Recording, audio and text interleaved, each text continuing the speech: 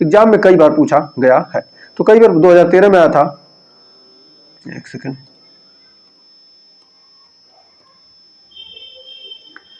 ये आपके 2013 में, 2014 में और 2016 में, 2022 में, ये 4 बार पूछा जा चुका है। तो अब की बार संभावना इसकी प्रबल बनने वाली है। तो हमारा क्वेश्चन करा किसी वैद्युत द्विध्रुवी के कारण अच्छी स्थिति में, यानी कि अनुदैर्ध्य स्थिति में किसी बिंदु पर वैद्युत क्षेत्र की तीव्रता का व्यंजक प्राप्त करना है। तो किसी स्थिति में, अच्छी स्थिति में किसी बिंदु पर क्या करना है, वैद्युत क्षेत्र की तीव्रता ज्ञात करनी है। तो सबसे पहले हम एक वैद्युत द्विध्रुव ले लेते हैं। तो हमने क्या ले लिया, एक वैद्युत द्विध्रुव ले लिया। एक वैद्युत द्विध्रुव हमने क्या ले लिया, एक वैद्युत द्विध्रुव हमने क्या किया, ले लिया। तो क्या है हमारा प्लस, इस पर आवेश क्या है, 2 आवेश हैं, एक पर -q आवेश है और दूसरे पर क्या, +q आवेश। तो इस वैद्युत द्विध्रुव पर क्या है, यहाँ पर -q आवेश और +q आवेश।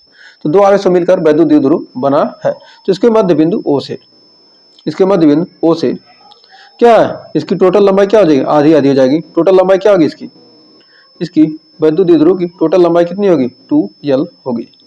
तो टोटल लंबाई कितनी है इसकी टोटल लंबाई है 2l। इसकी क्या है, कुल लंबाई है, लेकिन इसकी आधी लंबाई क्या हो जाएगी, l और l हो जाएगी। तो +q आवेश से कितनी दूरी पर, r दूरी पर, +q आवेश से r दूरी पर हमें क्या करना है, वैद्युत क्षेत्र की तीव्रता क्या करना है, हमें वैद्युत क्षेत्र की तीव्रता ज्ञात करना है। तो हमें यहाँ पर बिंदु K पर हमें क्या करना है, वैद्युत क्षेत्र की तीव्रता ज्ञात करनी है। तो हमें क्या है, इससे कितनी दूरी पर, r दूरी पर हमें वैद्युत क्षेत्र की तीव्रता ज्ञात करनी है। तो इससे क्या, मध्य बिंदु O से कितनी दूरी पर, एक सेकेंड, इसको हम लेंगे, यहाँ से लेंगे हम कहाँ, कितनी दूरी पर, r दूरी पर हमें क्या करनी है, वैद्युत क्षेत्र की तीव्रता ज्ञात करनी है। तो r दूरी पर हमें क्या करनी है, वैद्युत क्षेत्र की तीव्रता ज्ञात करनी है। तो यहाँ से r दूरी पर हमें क्या करनी है, वैद्युत क्षेत्र की तीव्रता बिंदु K पर क्या करनी है, हमें ज्ञात करनी है। तो बिंदु K पर हमें क्या करनी है, वैद्युत क्षेत्र की तीव्रता ज्ञात करनी है। तो +q आवेश के कारण जो हमारा वैद्युत क्षेत्र क्या होगा, दूर की तरफ। तो +q आवेश का क्या होगा, वैद्युत क्षेत्र दूर की तरफ, +q आवेश का क्या होगा, हमारा क्या होगा, वैद्युत क्षेत्र दूर की तरफ लगेगा। तो +q आवेश के कारण हमारा वैद्युत क्षेत्र कहाँ लगेगा, वैद्युत क्षेत्र दूर की तरफ होगा +q आवेश के कारण। और -q आवेश के कारण वैद्युत क्षेत्र की दिशा क्या होगी, -q की तरफ। तो +q आवेश के कारण हमारा जो वैद्युत क्षेत्र क्या होगा, हमारा हो जाएगा E1 और -q के कारण हमारा क्या हो जाएगा, वैद्युत क्षेत्र हो जाएगा कितना, E2। तो E1 और E2 हो जाएगा। तो एक सेकेंड इसको, तो हमारा क्या जाएगा, ये हो जाएगा E1 +q आवेश का जो वैद्युत क्षेत्र क्या होगा, E1 होगा और -q आवेश के कारण क्या होगा, वैद्युत क्षेत्र क्या जाएगा, हमारा E2 लगेगा। अब यहाँ से यहाँ की दूरी कितना, r है, तो हमारे बिंदु K है। तो हम यहाँ पर क्या होता है, यदि हम क्या करते हैं, यहाँ से हम +q से K के बीच की दूरी कितनी होगी, तो हमारा ये यहाँ पर +q आवेश है। तो यहाँ से क्या होगा, यहाँ से यहाँ तक के बीच की दूरी, यहाँ से यहाँ के बीच की दूरी कितनी होगी। तो आइए देखते हैं, यहाँ से यहाँ की दूरी, तो K के बीच की दूरी +q आवेश से K की दूरी, फिर हम क्या करेंगे, अब -q से हम क्या करेंगे, K की दूरी निकालेंगे, -q से K तक की दूरी कितनी होगी। तो यहाँ से देखिए, यहाँ पर हम कैसे निकालेंगे दूरी। देखिए क्या, हमारा a +q है, यहाँ से यहाँ की दूरी कितनी है, यहाँ से दूरी कितनी है, यहाँ से यहाँ तक की दूरी कितनी, r है। और इतनी दूरी क्या है, इतनी दूरी क्या है, हमारी इतनी दूरी क्या है, l है, इतनी दूरी l है। तो जाएगा क्या, r - l। तो ये हमारा गया r - l। और यहाँ से यहाँ तक की दूरी r है, और तो यहाँ से यहाँ तक की दूरी l है, तो यानी यहाँ से यहाँ तक की टोटल दूरी क्या आ जाएगी, हो जाएगी r + l। तो अब हमने दूरी निकाल लिया। अब हम डेरिवेशन एकदम शानदार तरीके से कर सकते हैं। अब थ्योरी हमने समझ लिया, तो डेरिवेशन करना एकदम आसान हो जाएगा। तो अब आइए एकदम शानदार तरीके से डेरिवेशन करते हैं। तो इसको 2 पार्ट में डिवाइड कर लेते हैं, जिससे हमें आसानी होगी डेरिवेशन करने में। तो अब आइए करते हैं डेरिवेशन एकदम शानदार जबरदस्त तरीके से। तो कह रहा सबसे पहले हम +q आवेश के कारण निकालेंगे वैद्युत क्षेत्र। तो +q आवेश के कारण वैद्युत क्षेत्र, +q आवेश के कारण प्लस क्यू आवेश के कारण।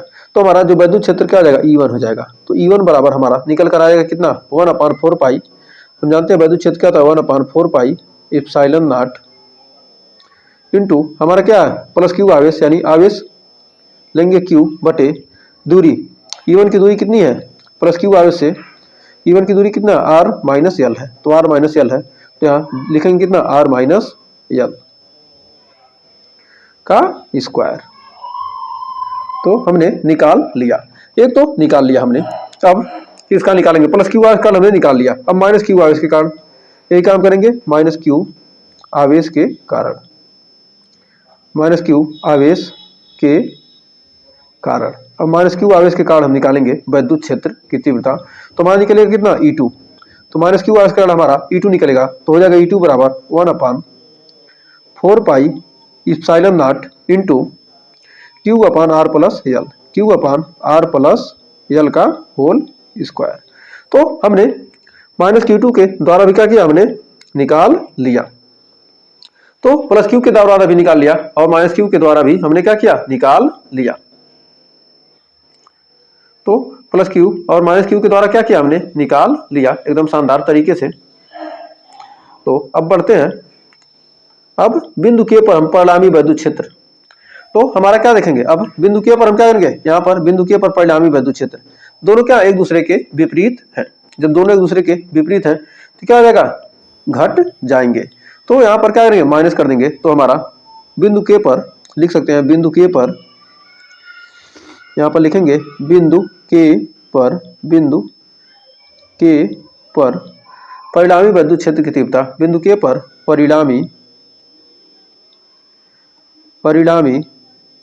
वैद्युत क्षेत्र, परिणामी वैद्युत क्षेत्र कितना हो जाएगा, बिंदु के पर हमारा परिणामी वैद्युत क्षेत्र हो जाएगा ई बराबर हो जाएगा E1 माइनस E2। E1 में क्या करेंगे हम, E2 को घटा देंगे। तो E1 माइनस E2 को क्या करेंगे हम, घटा देंगे। तो E1 माइनस E2 घटा देंगे। अब आइए घटाते हैं। तो हमारा E बराबर यहां से हम निकल कर आ जाएगा कितना, तो अब E बराबर हमारा यहां से निकल कर कितना आएगा, तो हमारा यहां से E बराबर निकल कर आएगा, E बराबर हो जाएगा तो 1/4 pi epsilon not into Q upon R minus L का स्क्वायर। क्या हो जाएगा, ए हमारा क्या होगा, E1 का मान हो गया E1। अब फिर E2 घटाएंगे तो 1/4 pi epsilon not into Q upon R plus L का स्क्वायर हो जाएगा। तो आर प्लस एल का स्क्वायर होगा। तो यहाँ पर थोड़ा सा जगह पड़ रही है कम, तो इसको थोड़ा सा खिसका लेते हैं। तो यहाँ से थोड़ा सा खिसका लेंगे, तो यहाँ पर अब दिख रहा होगा। तो यहाँ पर आ जाएगा, अब एक सेकेंड, तो हो जाएगा हमारा 1/4 pi epsilon not into R plus L का होल स्क्वायर। तो आर प्लस एल का होल स्क्वायर। अब यहाँ तक कोई दिक्कत नहीं होगा। तो अब हमारा E बराबर यहाँ से निकल कर आ जाएगा कितना, हमारा वैद्युत क्षेत्र E बराबर निकल के आएगा यहाँ से Q/4 पाई एप्सिलॉन नॉट क्या करेंगे, कॉमन कर लेंगे। तो यहाँ से कॉमन करेंगे Q/4 pi epsilon not, 4 pi epsilon not क्या करेंगे, यहाँ से कॉमन कर लेंगे। जब यहाँ से कॉमन करेंगे तो हमारा बचेगा 1/r माइनस एल का स्क्वायर, 1/r माइनस एल का स्क्वायर। और यहाँ माइनस है तो माइनस बच जाएगा और बचेगा कितना, 1/r प्लस एल का होल स्क्वायर। तो r प्लस एल का होल स्क्वायर। अब इसको ब्रैकेट में बंद कर लेंगे। अब इसके बाद क्या करेंगे, अब यहाँ से E बराबर निकल कर आएगा कितना, अब यहाँ से E बराबर निकल के आएगा Q/4 pi epsilon not, Q/4 pi epsilon not into हो जाएगा r प्लस एल का स्क्वायर। यहाँ करेंगे तो कितना आ जाएगा, यहाँ पर आ जाएगा r प्लस एल का whole square minus r minus L का होल स्क्वायर बटे r square minus L square, r square minus L square का होल स्क्वायर। तो इतना आ जाएगा। अब यहाँ तक हमें उम्मीद है कोई डाउट नहीं होगा। अब यहाँ तक कोई डाउट नहीं होगा। तो दोनों क्या होगा, आपस में गुणा होगा, या तो अलग अलग अभी यहाँ पर लिख लीजिए, इसके बाद वाली लाइन में हम इसको कंप्लीट कर लेंगे। तो यहाँ लिख लेंगे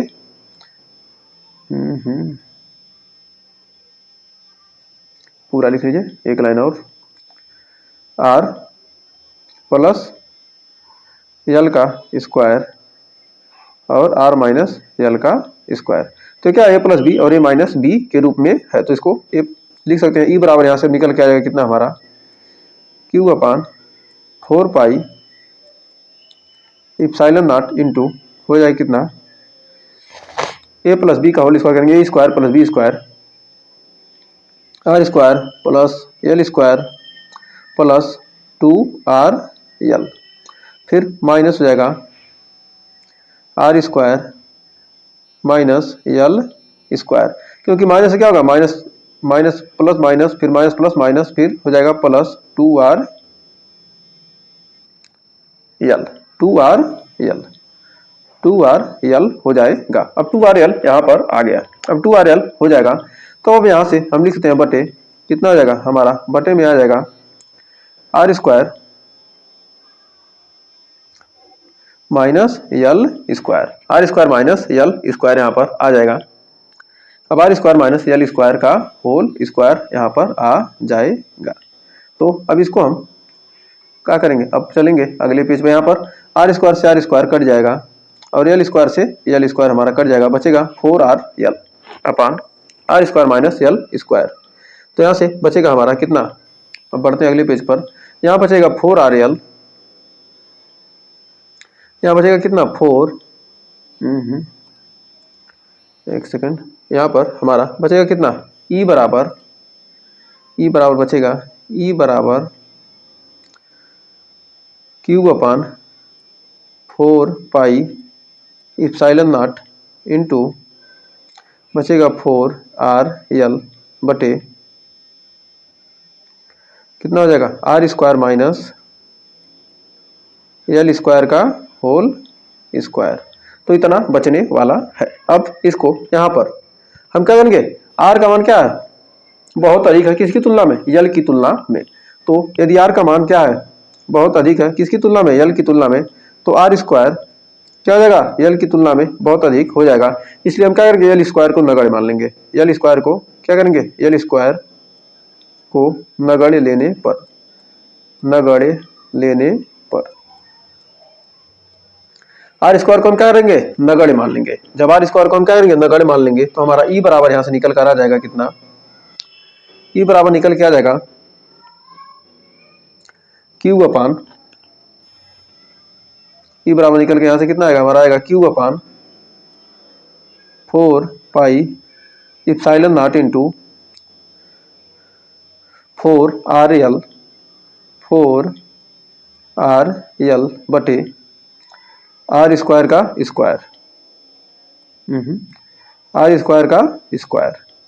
अब यहाँ से कितना आ गया, आर स्क्वायर का स्क्वायर आ गया। तो यहाँ से हमारा ई का मान निकल कर आ जाएगा कितना, यहाँ से ई बराबर निकल कर आ जाएगा Q upon 4 pi epsilon naught into 4r L को हम लिख सकते हैं कितना, यहाँ लिख सकते हैं 4r एल बटे r का पावर 4। अब यहाँ पर बढ़ते हैं आगे। अब यहाँ पर हम लिखेंगे कितना, यहाँ पर हम लिखेंगे ई बराबर लिख सकते हैं, ई बराबर हम लिखेंगे कितना 1/4 pi epsilon naught 4 pi epsilon naught into 4r L को लिख सकते हैं कितना 2 इंटू लिख सकते हैं 2ql या q इंटू 2l, इसको लिखेंगे ऐसे क्या 2ql नहीं लिखेंगे, q इंटू 2l लिखेंगे। तो हमारा क्या होता है, यहाँ से लिखेंगे 2 into q into 2l, q into 2l हमारा क्या होता है, वैद्युत द्विध्रुव होता है ना, वैद्युत द्विध्रुव आगुण होता है। यहाँ पर r3 बराबर यहाँ से कितना आ जाएगा, r3 आ जाएगा। तो यहाँ से हमारा कितना आ जाएगा, r3 हो जाएगा। ऊपर वाला r नीचे वाले एक r को क्या करेगा, काट देगा। तो यहाँ पर क्या r3 बच जाएगा। अब यहाँ से हमारा निकल कर आ जाएगा q इंटू 2l बराबर क्या होता है, p, q इंटू 2l बराबर होता है कितना, p बराबर q इंटू 2l। तो अतः हम कह सकते हैं, अतः हो जाएगा हमारा विद्युत क्षेत्र क्या हो जाएगा, ई बराबर हमारा हो जाएगा, निकल कर आ जाएगा कितना, ई बराबर 1/4 पाई एप्सिलॉन नॉट इंटू क्या हो जाएगा, epsilon not into 2p/r³, 2p/r³। तो फिर क्या होगा, विद्युत क्षेत्र की तीव्रता का क्या होगा, ये व्यंजक हमने क्या किया, प्राप्त कर लिया। तो विद्युत क्षेत्र की तीव्रता का हमने क्या किया, व्यंजक प्राप्त कर लिया। तो अब यहाँ से लिख सकते हैं इसको 4 पाई एप्सिलॉन नॉट 2p/r³। यहाँ से आगे हमारा विद्युत क्षेत्र की तीव्रता का व्यंजक हमने क्या किया, आसानी से प्राप्त कर लिया। तो हमारा ये क्या आ जाएगा, यहाँ से फार्मूला बनकर निकल जाएगा। तो हमारा क्या आ गया, फार्मूला आ गया। तो हमें उम्मीद है यहाँ तक कोई डाउट नहीं होगा। तो हमने कॉन्सेप्ट हमने क्या लगाया, तो सबसे पहले इसके कॉन्सेप्ट को एक बार जान लेते हैं। तो कैसे कैसे हमने इसको सॉल्व किया है, तो आइए एक बार कॉन्सेप्ट को लिख लेते हैं। तो हमारा कॉन्सेप्ट क्या था, कॉन्सेप्ट, तो इसको एग्जाम में आ जाए तो हम कैसे याद करेंगे कि हमने क्या किया, कैसे किया। तो सबसे पहले हम क्या करेंगे, फिगर बनाएंगे। सबसे पहले हमने क्या किया, फिगर बनाया। जब फिगर बनाना आ गया, तो हमने दूसरे पॉइंट पे क्या किया, हमने E1 E2 के मान निकाले। E1 का मान निकाला कितना, E1 का मान हम निकाला 1/4 pi epsilon not into Q/r-L का स्क्वायर, r-L का स्क्वायर। फिर हमने तीसरे नंबर पर निकाला E2 का मान 1/4 pi epsilon not into Q/r+L का स्क्वायर, r+L का स्क्वायर। हमने E2 का मान भी निकाल लिया। उसके बाद हमने क्या किया, चौथे नंबर पर क्या किया, E1 में से E2 को घटा दिया। E बराबर हमने क्या निकाला, उसके बाद हमने E बराबर निकालने के लिए क्या किया, E1 में से E2 को घटा दिया। E बराबर निकालने के लिए हमने क्या किया, E1 माइनस E2 कर दिया। दिशा समान थी। और उसके बाद हमने पांचवें नंबर पर इसको हल करने के बाद हमने P बराबर Q इंटू 2L रख दिया। Q इंटू 2L की जगह पर हमने P रख दिया। और अतः अंत में हमारा E बराबर निकल का आ गया 1/4 pi epsilon not into 2p/r³, 2p/r³। हमारी विद्युत क्षेत्र की तीव्रता का व्यंजक आसानी से प्राप्त हो गया। तो हमें उम्मीद है यहाँ तक आपको कोई डाउट नहीं होगा और अच्छे से आपको क्लियर हो गया होगा। तो आप विद्युत क्षेत्र की तीव्रता का व्यंजक अब आसानी से प्राप्त कर सकते हैं। तो आपके एग्जाम में आएगा, एकदम शानदार तरीके से आप इसका प्रूफ कर सकते हैं।